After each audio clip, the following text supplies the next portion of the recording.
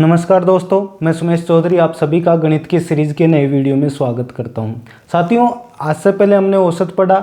औसत के कई सारे क्वेश्चंस हमने देखे, कई सारे क्वेश्चंस किए, कई सारे इंपॉर्टेंट क्वेश्चंस हमें किए और औसत के धीरे धीरे हम जो चीज़ें थी, जो समझने योग्य बातें थी वो समझी थी। कुछ सूत्र हमने देखे थे, सूत्र को हमने याद किया था, फॉर्मूला जो भी हमने देखा उन सभी को हमने याद किया। उसके अकॉर्डिंग हमने क्वेश्चंस करने की पूरी कोशिश की है और बहुत ही शानदार क्वेश्चन थे। औसत बहुत इंपॉर्टेंट टॉपिक है, इससे क्वेश्चन आता है। कभी एक क्वेश्चन भी इससे पूछ लिया जाता है तो कभी दो क्वेश्चन भी इससे पूछ लिए जाते हैं। फिक्स सिलेबस है, फिक्स क्वेश्चंस हैं, लिमिटेड चीज़ें हैं, तो इसमें औसत में घबराने की बात नहीं है। कुछ एक चीज़ें जैसे प्राकृत संख्याओं के वर्गों का योग, उनका औसत, प्रथम प्राकृत संख्याओं के जो औसत है उनका योग क्या है, ये सब चीज़ें हमने देखी थी। इसके अलावा अब हम कुछ एक चीज़ें और देखने वाले हैं। कल क्या क्या पढ़ा था हमने, उसको रिवीजन कर लीजिए, उसको देख लीजिए, तुरंत हम आगे चलते हैं। ठीक है, मैं आपको कुछ एक चीज़ें आज की जो क्लास में क्या होने वाला है ये चीज़ें मैं आपको बता देता हूँ। ठीक है, आपके सामने क्वेश्चन है। पिछली कक्षा में जो हमने क्वेश्चन किया था सेम वैसा ही क्वेश्चन है।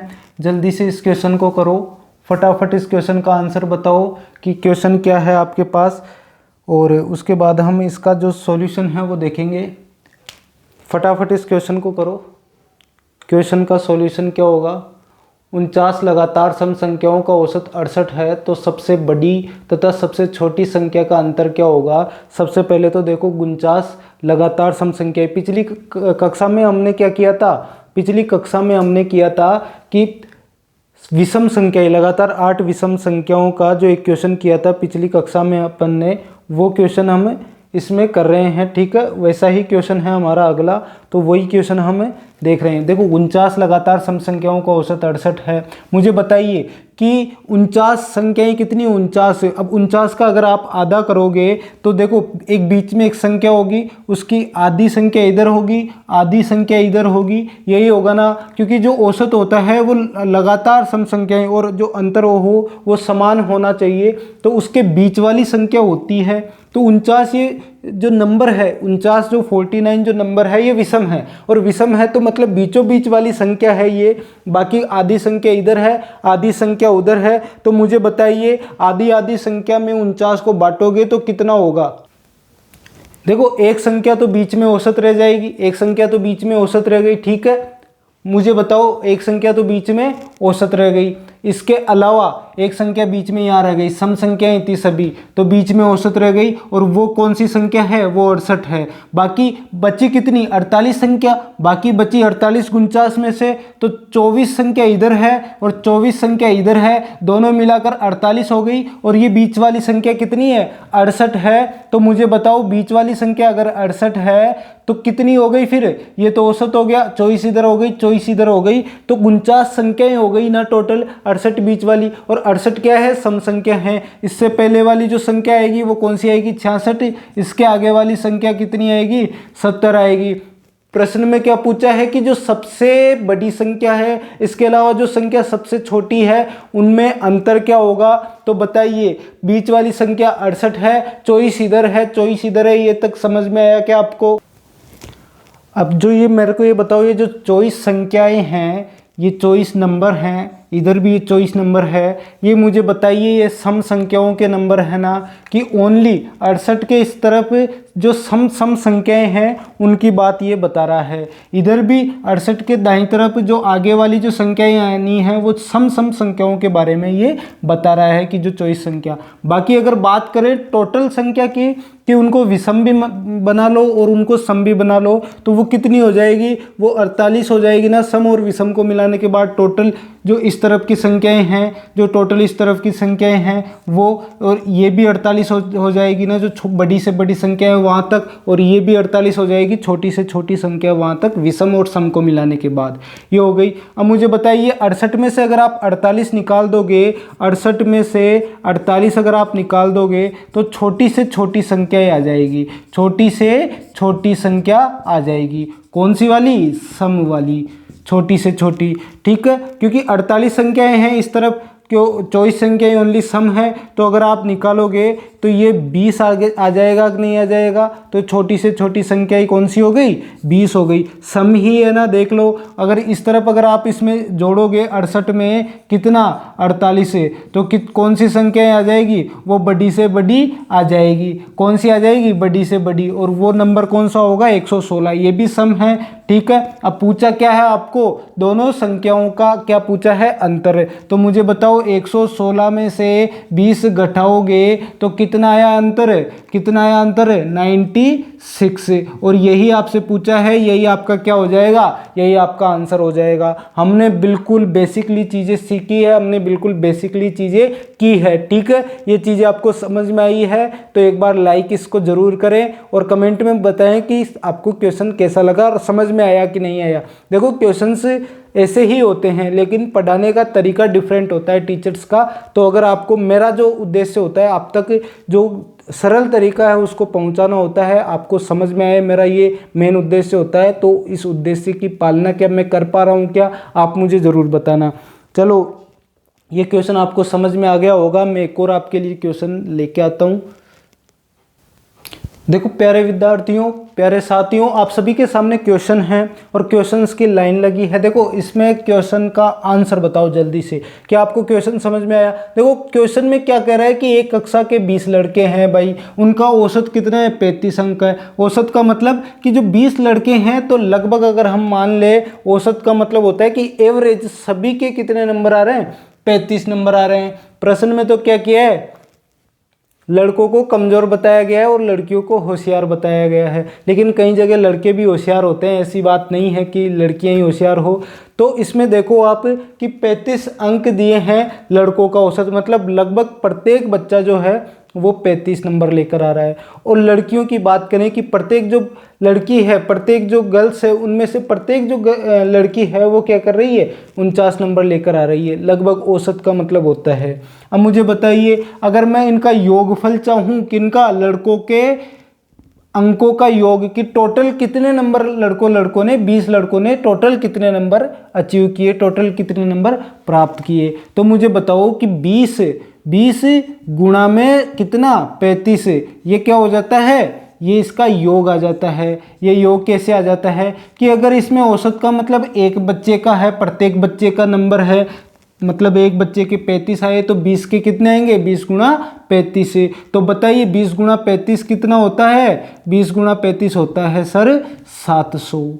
मतलब जो टोटल नंबर आए हैं वो कितने आए हैं, 700 नंबर, 700 अंक आए हैं किसके, लड़कों के, ठीक है। इसके बाद में अगर हम देखें लड़कियों के, तो लड़कियों के भी इसी तरीके से निकलेंगे ना। और औसत कितना 49 है, तो बराबर में कितना आएगा, बराबर में 1470 आएगा।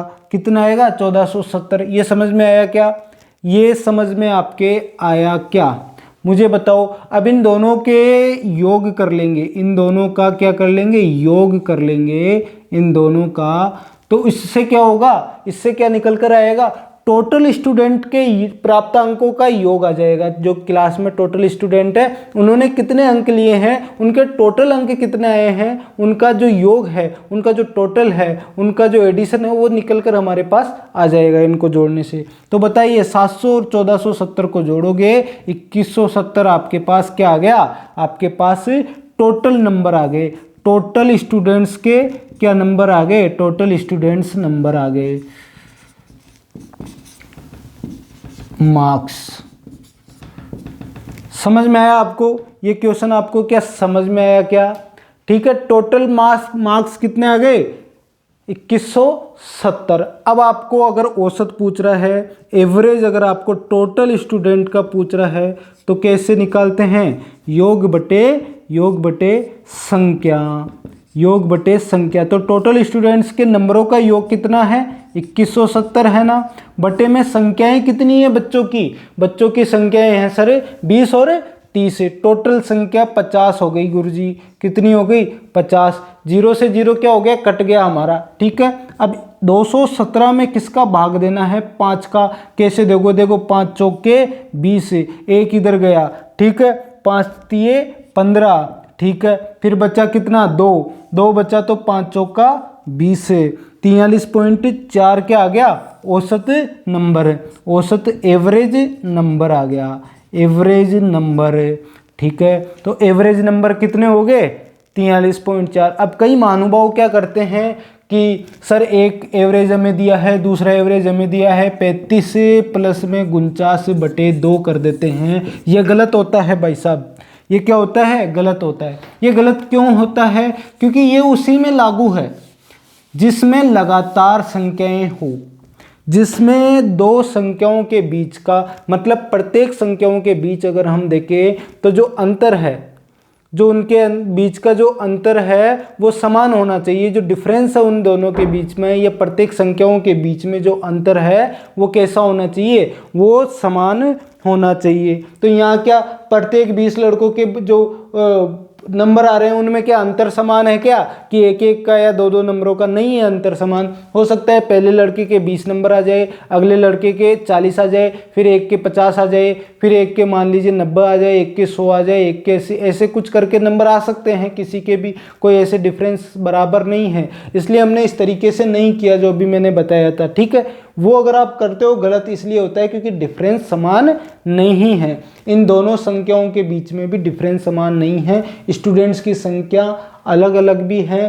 तो इस वजह से हमने टोटल योग निकाला और टोटल संख्या का हमने क्या कर दिया, भाग दे दिया, तो हमारा क्या आ गया, एवरेज निकल कर। तो उस तरीके से मत करना। क्यों नहीं करना, मैंने रीजन सहित आपको बता दिया है। अभी आपको करना क्या है, अभी आपको इतना सा करना है कि जो ये क्वेश्चन है इसको समझना है, जिस हिसाब से मैंने किया उतना आप उतार लीजिए। मैं एक और क्वेश्चन आपके सामने लेकर आता हूँ, जल्दी करना है आपको ये क्वेश्चन। ठीक है, अगला क्वेश्चन आप देखना जरूर। प्यारे साथियों, विद्यार्थियों, देखो इसमें क्या है, ये क्वेश्चन आपको दिया है, ये परीक्षा में पूछा गया है, आपको मैं बताऊं। तो अब इसका आप निकालो, इसमें आंसर निकालो। क्या आप निकाल सकते हो क्या? देखो सिंपल क्वेश्चन है, जितना टेढ़ा क्वेश्चन लगता है ना उसका सॉल्यूशन उतना ही सिंपल होता है। घबराने की तो कभी बात होनी नहीं चाहिए हमारे बीच में, हम घबराते नहीं हैं। ठीक है, हम तो क्या करते हैं, हम सॉल्यूशन करते हैं। और सॉल्यूशन कैसे करते हैं, चुटकियों में करते हैं। कैसे करेंगे, देखो इसमें x राशियों का औसत y² है, कोई राशियों की संख्या है कितनी, x है, और उन राशियों का औसत कितना है, y² है, तथा y राशियों का औसत कितना है, y राशियों का औसत x² है। तो x और y को अगर हम जोड़ दें तो उन राशियों का औसत क्या होगा, उन राशियों का औसत क्या होगा, कि जो भी x मान लीजिए कितनी भी इनकी संख्याएं हैं उन राशियों को और इन राशियों को जोड़ने पर क्या होगा। सबसे पहले तो मुझे बताओ, ये संख्या है x, ये क्या है, औसत है। अगर इन दोनों को मैं गुणा करूंगा तो योग आएगा कि नहीं आएगा, हमने पिछले ही क्वेश्चन में गुणा करके योग निकाला था। तो इसमें मुझे अगर योग निकालना होगा, क्या निकालना होगा, योग, तो x और y² को मैं गुणा कर दूंगा तो ये क्या आ गया, ये योग निकल कर आ गया सर। ये x राशियों का जो ये संख्या थी इनका योग निकल कर आ गया। अब इनका योग भी ऐसे ही निकलेगा ना, कि अगर मैं y को गुणा करूँ x² से तो इनका क्या निकल कर आ गया, ये योग। ठीक है, अब अगर मैं इनको जोड़ दूं, इनको जोड़ने पर क्या आ जाएगा, इनको जोड़ने पर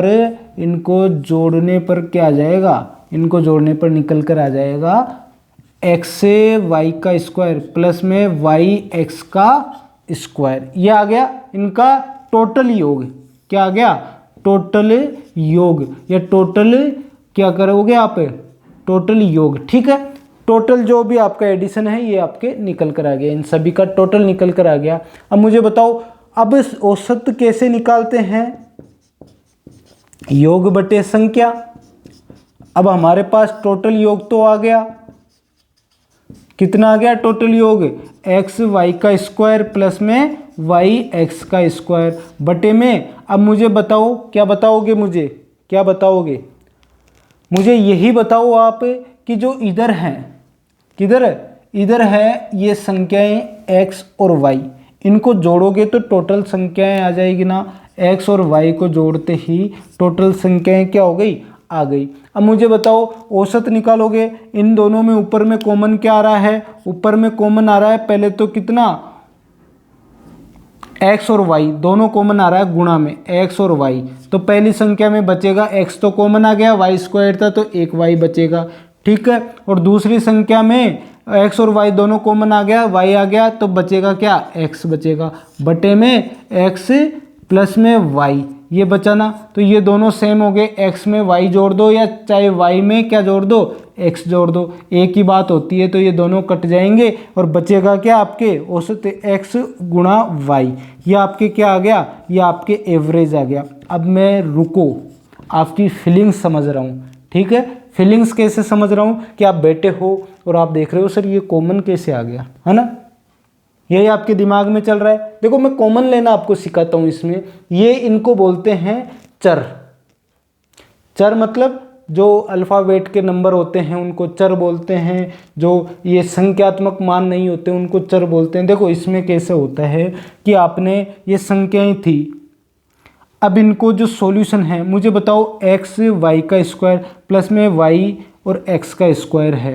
कॉमन लेने का मतलब होता है कि इनको तो आप तोड़ दो, x गुणा y गुणा y, देखो ये पॉइंट बीच में लगाते हैं, इसका मतलब गुणा ही होता है। या आप ऐसे भी लिख दो कि x बीच में पॉइंट, फिर y, फिर पॉइंट, फिर y, ये पॉइंट का बीचों बीच जो पॉइंट होता है उसका मतलब गुणा होता है। कोई भी दो संख्याओं के बीच में मैंने पॉइंट लगा दिया, गुणा होता है। अब देखो एक तो दशमलव होता है, वो दशमलव कहाँ होता है, जैसे 9.5 ये है। अब इसमें ये दोनों संख्याएं गुणा नहीं है क्योंकि ये दशमलव नीचे की साइड लगा है। अगर ये इस तरह होता, पॉइंट जो है वो बीच में लगा होता, तब ये गुणा होता। तो इसमें अंतर समझो, दशमलव में और गुणा में अंतर, ये बीचों बीच लगा है इसलिए ये क्या है, गुणा, ठीक है। इसको भी आगे वाली संख्या को भी अगर आप तोड़ोगे, y गुणा मतलब y बीच में पॉइंट, फिर x, फिर पॉइंट और फिर x, ये हो गया, ठीक है। अब कॉमन क्या लेते हैं कि जो इसमें भी हो और इसमें भी हो, इसमें भी हो और इसमें भी हो, दोनों में कोई अगर ऐसी संख्या है जो दोनों में हो तो उसको हम ब्रैकेट लगाकर बाहर ले लेते हैं, इसको कॉमन लेना बोलते हैं। मुझे बताइए, एक x इसमें है लेकिन और नहीं है, मतलब इसमें एक ही x है, लेकिन इसमें तो 2x है, लेकिन दोनों में कॉमन कितने x है, एक ही तो x है, क्योंकि इसमें एक x इसमें है और एक इसमें भी मिल जाएगा। तो एक x को आप कहाँ ले लो, बाहर ले लो, ब्रैकेट लगा दो। अब बचा अंदर कितने, 2y, इधर 1y, मतलब 1y तो कॉमन, इनमें 1y और आ रहा है तो x और y को ले लिया। अब इसमें से एक x तो हमने कहाँ ले लिया, बाहर ले लिया, बचा कितना बताइए, क्योंकि एक x और एक y भी ले लिया हमने तो अंदर एक y बचाना, 3 में से, प्लस में एक x और y इसमें से भी ले लिया था हमने, तो बताइए एक x निकल गया, एक y भी निकल गया, बचा कितना, x। इसमें भी x और y, एक x भी ले लिया, एक y भी ले लिया, बचा कितना था, y। और वैसे ही हमने किया था। तो इस तरह हम क्या करते हैं, कॉमन लेते हैं। फिर ये जो संख्या है इससे गुणा में है, इससे गुणा में है, ठीक है, तो इसलिए ये ऊपर से ऊपर कट गया, ठीक है। ये चीज़ आपको समझ में आई। बचा कितना, x और y, ये इसका क्या निकल कर आ गया, एवरेज निकल कर आ गया। ये आपको समझ में आया क्या, क्वेश्चन इजी था, क्वेश्चन सिंपल था, ठीक है। थोड़ा सा समझने का फेर होता है। मैं जानता हूँ आपकी फीलिंग्स कब आपको समस्या आई होगी और मैंने तुरंत पकड़ लिया और आपको उसके बारे में समझा दिया कि कॉमन कैसे लेते हैं। अभी तक भी आपको समझ में नहीं आया तो एक बार फिर से वापस से प्लेबैक करो, प्लेबैक करके वापस से इस चीज़ को देखो, यार कॉमन कैसे लिया सर ने, वो चीज़ें समझ में आएगी तो बहुत सारी इजीली आपको चीज़ें समझ में आसानी से आगे वाली भी आती रहेगी। एक क्वेश्चन और मैं देता हूँ कि m राशियों का औसत तो n है और n राशियों का औसत m है, तो सभी m प्लस n राशियों का औसत क्या होगा बताओ। कि m राशियों का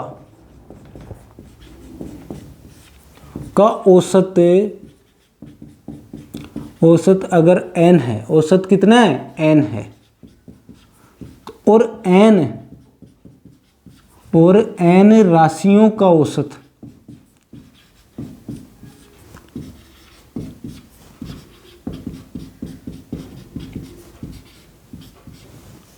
m राशियों का औसत n है तथा n राशियों का औसत m है, तो बताओ, तो m प्लस n सभी m प्लस n राशियों का औसत क्या होगा? जल्दी से बताओ इसका आंसर। राशियों का औसत क्या होगा? क्या आपको समझ में आ गया कि प्रश्न राशियों का औसत क्या होगा? सभी राशियों का। अब ये बताओ आप जल्दी से इसका सॉल्यूशन बताओ। क्या बताओ इसका सॉल्यूशन? देखो m राशियों का औसत तो n है, ठीक है। m राशियों का औसत n है और m का क्या है? n है और n का m है। ये चीजें समझ में आई? देखो अगर मैं कहूँ m राशियों का औसत क्या है? n। फिर मैं बात करूँ योग क्या होगा? m into n। यही तो योग होगा इन m राशियों का, ठीक है। अगली बात क्या पूछ रहा है कि n राशियों का औसत m है। अब इनका योग वो क्या होगा? योग बताओ। वही m इंटू n। मुझे बताओ 2 गुणा 3 लिख दो या 3 गुणा 2 लिख दो, बात बराबर है ना? इसका भी आंसर 6 आएगा, इसका भी आंसर 6 ही आएगा। वैसे ही मैंने m गुणा n लिखता या n गुणा m लिखता, n को पहले लिखता यहाँ, तो भी बात वही होती ना, ठीक है। इसलिए मैंने क्या कर दिया? इसलिए मैंने एक जैसा ही इनको लिख दिया। अब इन दोनों को जोड़ोगे तो m into n plus m into n। मुझे बताओ एक सेब, ये किस तरह का चिन्ह होता है सेब का? एक सेब प्लस में एक सेब, ये 2 सेब है मान लीजिए आपको। एक सेब और एक सेब को जोड़ोगे तो 2 सेब हो जाएगी ना, 2 सेब हो जाएगी ना आपके पास। वैसे ही एक mn को और एक mn को जोड़ोगे तो 2 mn हो जाएंगे ना, 2 क्या हो जाएंगे? mn हो जाएंगे, ठीक है। ये समझ में आया? अब ये पूछा क्या है? ये क्या आ गया? ये टोटल योग आ गया, टोटल योग आ गया। ये क्या आ गया? टोटल योग। अब मुझे बताइए, ये तो टोटल योग आ गया। पूछा क्या है? m plus n। तो m प्लस n टोटल योग हमने निकाल दिया, बटे में टोटल संख्याएं कितनी होगी? टोटल संख्याएं m प्लस n होगी ना। अब जो औसत होता है वो क्या होता है? औसत होता है योग बटे संख्या, टोटल योग बटे टोटल संख्या। अब टोटल योग कितना है आपके पास? 2mn और संख्या टोटल कितनी है? m प्लस n, ठीक है। ये चीज़ आपको समझ में आई क्या? ये आपका क्या आ गया? ये आपका क्या आ गया बताओ? ये आपका औसत आ गया सर, औसत आ गया। यही आपका क्या आ गया? आंसर। क्योंकि आगे कट कुछ नहीं रहा तो ये आपका एवरेज आ गया टोटल संख्याओं का, ठीक है। ये क्वेश्चन क्या आपको समझ में आया क्या साथियों? औसत बहुत सिंपल टॉपिक था, औसत बहुत ही अच्छा टॉपिक है, आगे भी चलेगा। अभी तो स्टार्ट हमने किया है, ऐसे क्वेश्चंस आते रहेंगे, ऐसे क्वेश्चंस हम करते रहेंगे, जिससे हमारा औसत पे जो मजबूती है, वो पकड़ है, वो हमारी बन जाए और हम इजीली इसके कई सारे क्वेश्चंस को कर सकें। साथियों इसमें बहुत सिंपल सी चीज़ें हैं हमने करनी है। रीट के लिए हमें गणित में से जो भी प्रश्न पूछेगा, हमारा उद्देश्य ओनली ऑन फुल मार्क्स लाना है। रीट लेवल 1 हो चाहे लेवल 2, औसत सभी के लिए इम्पोर्टेंट है। लेवल 2 वाले भी कमेंट करते हैं सर लेवल 2 के लिए, देखो औसत उसके लिए भी अवेलेबल है, आप उसके लिए भी पढ़िए और उसका भी लेवल ऐसा ही आता है। देखो इसमें औसत तो जितने भी परीक्षाएं आप फर्स्ट ग्रेड की ले लीजिए, सेकंड ग्रेड की ले लीजिए, आप पटवारी की ले लीजिए, एलडीसी की ले लीजिए, वीडियो की ले लीजिए, पुलिस की ले लीजिए, आप हर ऐसे एक आध क्वेश्चन औसत का आ ही जाता है। तो एवरेज जो आपका कॉमन टॉपिक है लगभग मैं ये कहूँ तो सभी पढ़ें, सभी तक शेयर करें। सेकंड ग्रेड वाले भी पढ़ें, ईजी क्वेश्चंस है। तो विशेषकर हमारा लेवल 1 के लिए, लेवल 2 के लिए रीट का तो है ही हमारा, देखो इसमें तो कोई दोहराई वाली बात नहीं। बाकी अदर भी पढ़ रहे हैं तो घबराए नहीं, आपके सिलेबस का ही टॉपिक है। अब तक आपको क्लासेस कैसी लगी ये बताएं मेरे को और कमेंट में ज़रूर बताएं। लाइक तो आपको करना ही है, दोस्तों तक भी पहुंचाना ही है, ये आपका काम है। मेरा काम जो था मैंने इस वीडियो में किया है, आप अपना काम वीडियो के बाहर कीजिए। आपका जो भी कर्तव्य है वो संपूर्ण रूप से आप निभाएं, मैंने अपना निभाया। चलिए आप सभी का बहुत बहुत धन्यवाद अभी तक जुड़ने के लिए। बाकी अगली कक्षा में हम मिलेंगे। धन्यवाद आप सभी का।